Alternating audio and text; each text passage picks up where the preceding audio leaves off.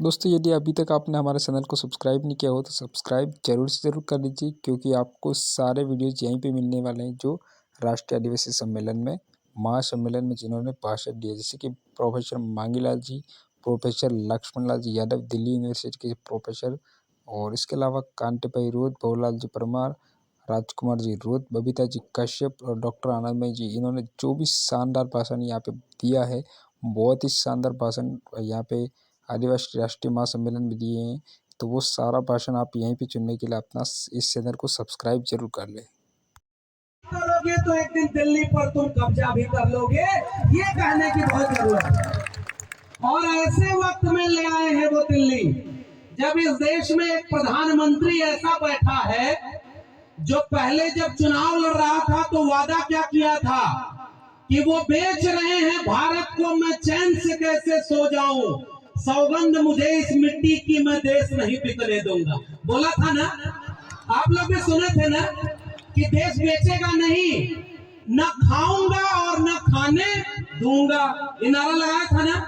अब जब प्रधानमंत्री बन गया तो 8 साल में क्या कर रहा है?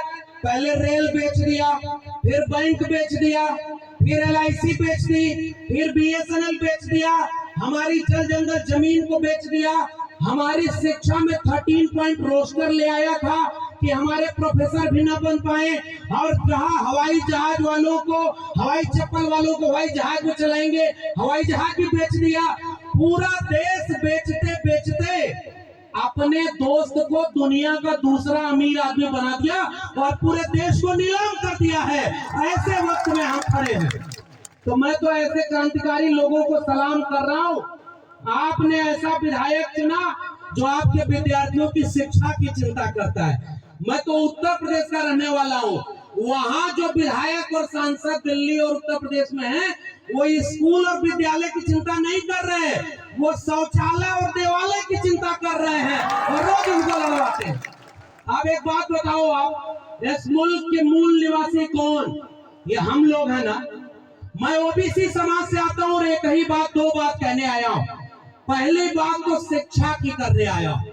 मैं दिल्ली विश्वविद्यालय में पढ़ाता हूँ और पता है अभी परमानेंट प्रोफेसर नहीं हूँ, टेम्परेरी हूँ। टेम्परेरी मतलब समझ रहे हैं? वो वाला टेम्परेरी नहीं जिसमें प्रधानमंत्री भी टेम्परेरी होता है, 5 साल बाद उसको चुनाव लड़ा होता है। और वो ऐसे बन गया जैसे लग रहा है पूरा देश उन्हीं का है और देश बेच दो। हम लोगों को परमानेंट नहीं किया जा रहा, जानते हैं क्यों? जब तक इस देश के SC ST और OBC, अभी हमारे पूर्व के विधायक साहब बोल रहे थे ना, जो नीचे था उसको ऊपर करना है और ऊपर वाले को। और मुझे पता चला कि बेड़का जहां पर ये कार्यक्रम हो रहा है, देश में बुलडोजर चल रहा है संविधान के ऊपर और लोगों को घरों को गिरा रहा है। बेड़का में कुछ दिन पहले बुलडोजर चल रहा था जमीन बराबर करने का, चल रहा था ना। हम भारत के संविधान को आगे रखकर इस देश की जाति व्यवस्था, जिसमें कोई मुख से पैदा हुआ, कोई भुजाओं से पैदा हुआ और अपने को ऊपर रख करके देश को बर्बाद किया, हम इस देश के SC ST OBC आज आओ संकल्प लें कि एक बराबर जमीन बनाएंगे और कोई बड़ा और कोई छोटा इस देश में नहीं होगा। भाई, इस देश को बनाया हमने, इन बंजर जमीनों को उपजाऊ बनाया हमने, और हमारे पुरखों की तो तस्वीर लगी है साहब, बाबा साहब डॉक्टर अंबेडकर और बिरसा मुंडा, टंटिया मामा, जयपाल सिंह मुंडा, सिद्धू कानू, तिलका माझी, अगर ये न होते तो ये देश ऐसा कभी नहीं बनता। यह बात मैं आपसे कहने आया हूं कि हमारे पुरखों ने ये लड़ाई लड़ी। और मैं पहले ही अपील आपसे कर रहा हूं साथियों, बहुत सारे लोग बोलने को है, इस देश के सबसे पुराने इलाकों में से एक, सबसे पुराने बाशिंदे आप है ना, और आपने इस मुल्क को बनाया है ना। तो एक बात बताइए, आपके बच्चों के भविष्य को अगर कोई बर्बाद कर रहा है तो आप उसे बर्बाद होते देखेंगे क्या? क्या अपने बच्चों के भविष्य को बर्बाद करने देंगे क्या? अरे भाई, इस देश में जिनको आपने बड़े बड़े नेता बनाया, वो रोज मंदिर मस्जिद हिंदुस्तान पाकिस्तान और हिंदू मुस्लिम में पूरे देश में दंगा करवा रहे हैं, और हमारे बच्चों की स्कूल विश्वविद्यालय सब निजी हाथों में बेच दिया ताकि हमारे आपके घरों के बच्चे न पढ़ पाए। इसलिए इस देश के मूल निवासी भाइयों, मैं आपसे एक अपील, एक गुजारिश करने आया हूं। भूखे रहना, प्यासे रहना, एक कपड़ा कम पहनना, आप घर में एक रोटी कम बनाना, लेकिन हाथ उठाकर बताओ, आप अपने बच्चों को पढ़ाओगे कि नहीं पढ़ाओगे? स्कूल भेजोगे कि नहीं भेजोगे? आप सब कुछ सह लेना, लेकिन अपने बच्चों को स्कूल भेजना। बाबा साहब डॉक्टर अंबेडकर ने एक बात कही थी, जिस दिन इस देश में मंदिर जाने वाली भीड़ स्कूल जाने लगेगी, उस दिन इस देश में क्रांति हो जाएगी और इस देश को कोई गुलाम नहीं बना पाए।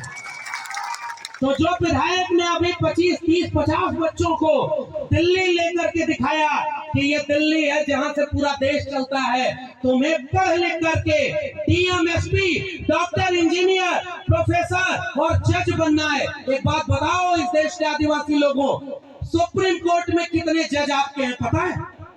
0 है। आपके हाई कोर्ट में कितने जज हैं? आपके प्रोफेसर कितने हैं? सब 0 हैं लगभग। और सारा कब्जा किसने किया है? 5% लोगों ने इस देश के 90% जगह, जमीन, प्रोफेसर, डॉक्टर, इंजीनियर सब पर कब्जा किया। क्या हम लोग गुलाम हैं क्या? हमारे पुरखों ने लड़ाई लड़के इस मुल्क की मिट्टी को बचाया है ना। मुझे याद आता है बिरसा मुंडा का वो गुलाम, जब उन्होंने कहा था कि हमारी जल जंगल जमीन पर हमारा हक है, और जितने बाहर से आए हैं, चाहे वो अंग्रेज हो, चाहे वो यहाँ के सामंती जमींदार हो, वो सब टिकू हैं, और इन टिकुओं के खिलाफ हम गुलाम करते हैं और अपने मूल निवासियों के हक के लिए लड़ेंगे। बिरसा मुंडा ने क्या इसीलिए लड़ाई लड़ी थी कि आज 75 साल बाद इस मुल्क के सुप्रीम कोर्ट में आपके जज ही न हो?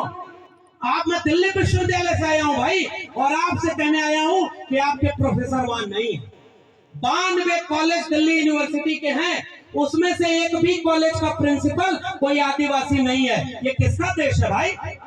न जज हमारे, न वकील हमारे, न डॉक्टर हमारे, न इंजीनियर हमारे, और रोज ये कहते हैं हिंदू मुस्लिम के खिलाफ लड़ाने के लिए।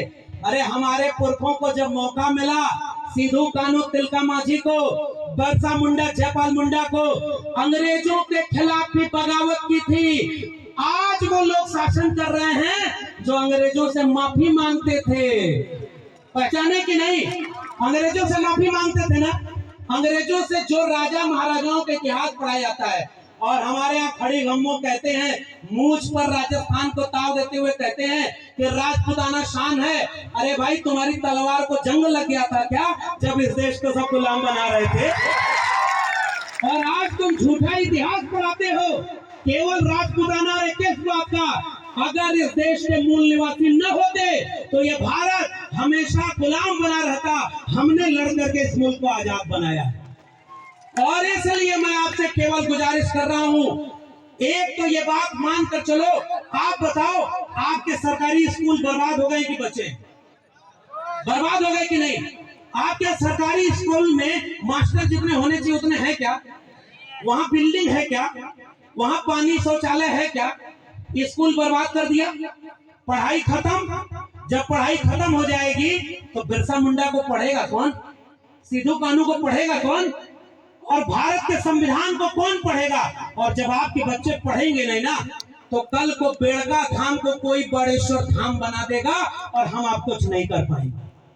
शिक्षा अगर नहीं मिली तो हमारी पीढ़ियां गुलाम पैदा होंगी। इसलिए इस राजस्थान के लोगों, इस भारत के मूल निवासी लोगों, इस देश के दलित, पिछड़े, आदिवासी लोगों, एक संकल्प लो कि चाहे कुछ भी हो जाए, हम अपने इसको घर के लड़के और लड़कियों दोनों को